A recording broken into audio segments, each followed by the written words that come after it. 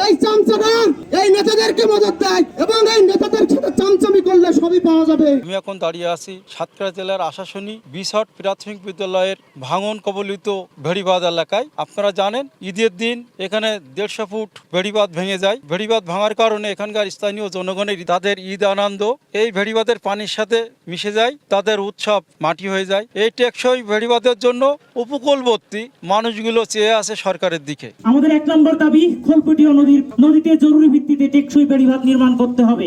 এই অঞ্চলের মানুষের অর্থনৈতিক অবস্থা জানে না, এই মানুষগুলো কতভাবে ক্ষতিগ্রস্ত হলো। এবার 98% লোকের এই ক্যাপাসিটি নাই, তাদের বসত ভেসে গেছে, তারা সমগ্র কিছু হারিয়ে এখন পিছিয়ে। অন্য দিনের তুলনায় 5 ফিট উচ্চতা জোয়ারের পানি গতি বৃদ্ধি পাওয়ায় আমাদের সকল প্রচেষ্টা ব্যর্থ হয়ে আজ 3 দিন অতিবাহিত হলো। 3 দিনে 6টি জোয়ার এবং 6টি ভাটা নামার কারণে আমাদের আনুলি ইউনিয়নের 10টি গ্রামের 20 লক্ষ মানুষ পানি বন্দী হয়ে পড়েছে। ক্ষতিগ্রস্ত হয়েছে 6000 বিঘা সম্পত্তিতে মৎস্য চাষ করা চাষিরা। ক্ষতিগ্রস্ত হয়েছে প্রায় 1200 বিঘা সম্পত্তির ধান্য ফসলাদি। 3000 পরিবার বাচ্চা কাচ্চা সহায় সম্পদ নিয়ে রাস্তার পরে বসবাস করছে। যত দ্রুত সম্ভব আর কি এটা শেষ করা যায় আর কি। আজকে সারাদিন কাজ করব, রাতেও কাজ করব, তারপরে কন্টিনিউয়াস থাকবে, মানে যে টাইম কন্টিনিউয়াস থাকবে। তারপরে আমরা মানে শেষ করার টাইমটা এক্স্যাক্টলি কোন সময় আমি বলতে পারবো না, তবে আমরা কাজ কন্টিনিউ রাখবো, কাজ বন্ধ থাকবে না। হঠাৎ জোয়ারের কারণে আশেপাশের এই ইউনিয়ন পরিষদ অনেকগুলি গ্রামে বাঁধ ভেঙে অনেকগুলি গ্রাম প্লাবিত হয়েছে।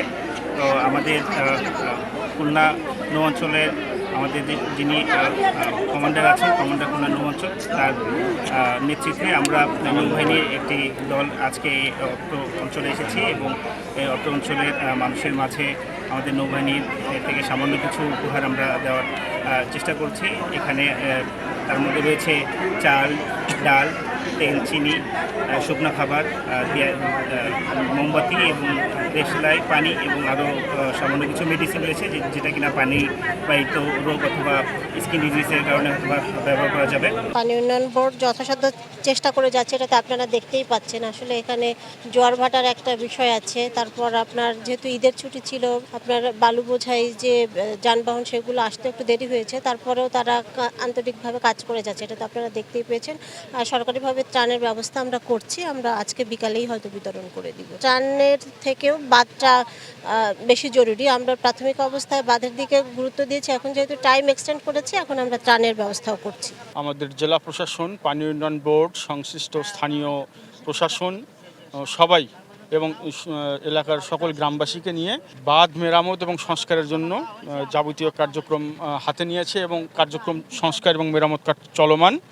আশা করা যাচ্ছে আগামীকালের মধ্যে আমাদের বাঁধ মেরামতের দৃশ্যমান অগ্রগতি পরিলক্ষিত হবে এবং যারা ক্ষতিগ্রস্ত হয়েছে ইতিমধ্যেই 10টা গ্রামের 15,000 মানুষ, যাদের মধ্যে একেবারেই যারা সহায় সম্বলহীন এবং যারা খাদ্যাভাবে মানবেতর জীবনযাপন করছে, তাদেরকে আমরা আজকে বিকাল থেকেই তাদের তালিকা হালনাগাদ করার কার্যক্রম চলছে। তাদের তালিকা কার্যক্রম হালনাগাদ করার পরপরই বা তাদের তালিকা করার পরপরই আমরা তাদেরকে শুকনো খাবার দিয়ে যে সরকারি যে খাদ্য সহায়তা, এটা আমরা দিয়ে তাদেরকে তাদের পাশে দাঁড়ানোর চেষ্টা করব। টেকসই বেড়িবাঁধের বিষয়েও পরিকল্পনা আছে এবং এটা আমি যতদূর জানি যে ডিপিপি পর্যায়ে আছে, এটা হয়তো ওয়ার্ল্ড ব্যাংক ফাইন্যান্স করবে, সেটা হয়তো আলোচনা পর্যায়ে আছে। সেটা মানে ফাইনাল হলেই টেকসই বেড়িবাঁধ এখানে নির্মাণ কাজ শুরু হবে।